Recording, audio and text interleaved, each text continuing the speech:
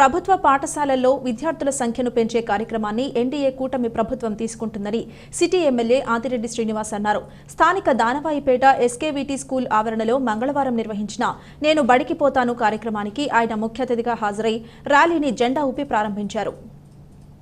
ఆయన మాట్లాడుతూ గడిచిన 5 ఏళ్ల కాలంలో గత ఎన్నైనా కార్యక్రమాలు చేసి ఉండవచ్చని, అయితే దానివలన ప్రభుత్వ పాఠశాలల్లో విద్యార్థుల సంఖ్య పెరిగిందనడానికి రికార్డు పరంగా ఎలాంటి ఆధారాలు లేవని ఎమ్మెల్యే ఆదిరెడ్డి శ్రీనివాస్ పేర్కొన్నారు.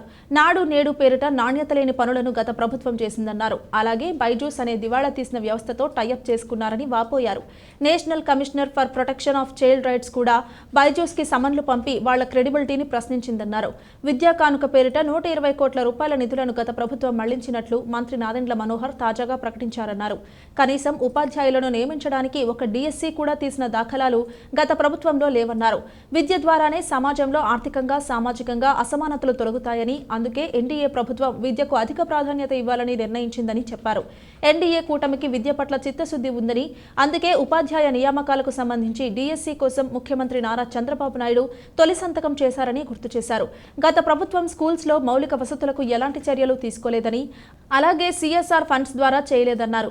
గతంలో తెలుగుదేశం అధికారంలో ఉండగా ఎస్కేవీటీ స్కూల్లో ఓఎన్జీసీ ద్వారా 10 లక్షల రూపాయల సిఎస్ఆర్ ఫండ్స్ తెచ్చి టాయిలెట్స్ కట్టించిన విషయాన్ని ఆయన ప్రస్తావించారు. కార్యక్రమంలో ఎంఈఓ దిలీప్ కుమార్, టీడీపీ నాయకులు పాల్గొన్నారు. ప్రభుత్వ పాఠశాలలో విద్యార్థుల యొక్క సంఖ్యను పెంచే కార్యక్రమం ఈ ఎన్డీఏ కూటమి తీసుకుంటా ఉంది.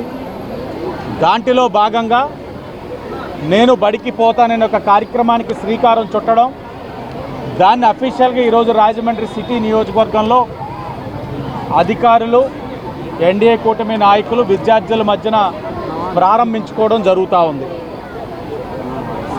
సమాజంలో సామాజికంగా ఆర్థికంగా అసమానతలు తొలగాలి అని అంటే అది విద్య ద్వారానే సాధ్యం అవుతుంది.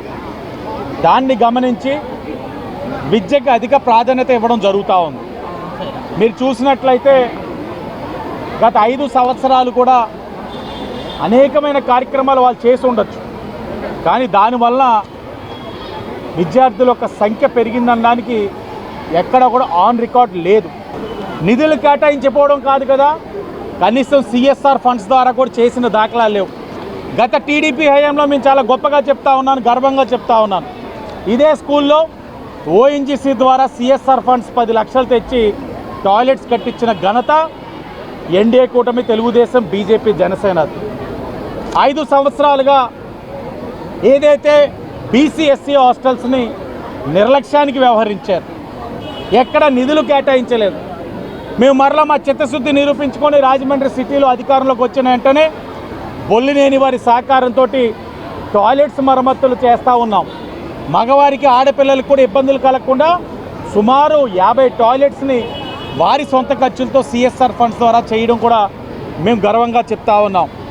ఏది ఏమైనా ఒకటే చెప్తా ఉన్నాం, తల్లిదండ్రుల్లోని చైతన్యం తీసుకురావాలి, పిల్లల్ని స్కూల్కి పంపించే కార్యక్రమం చేయాలి, వాళ్ళందరూ విద్యావంతులు అవ్వాలి, తద్వారా సమాజంలో అసమానతలు తొలగాలి. అలాగే విమెన్ని ఎడ్యుకేట్ చేయాలి, వాళ్ళలోని ఒక ఎడ్యుకేషన్ అనేది రావాలి. సమాజంలో ధైర్యంగా బతకడానికి విద్యతో పాటు వాళ్ళు ధైర్యంగా ఏ విధంగా వెళ్ళాలి, గుడ్ టచ్ బ్యాడ్ టచ్ అన్నది ఏంటో తెలిసే విధంగా కూడా రాబోయే రోజు ఇంకా మంచి కార్యక్రమాలు కూడా చేస్తామని కూడా తెలియజేస్తూ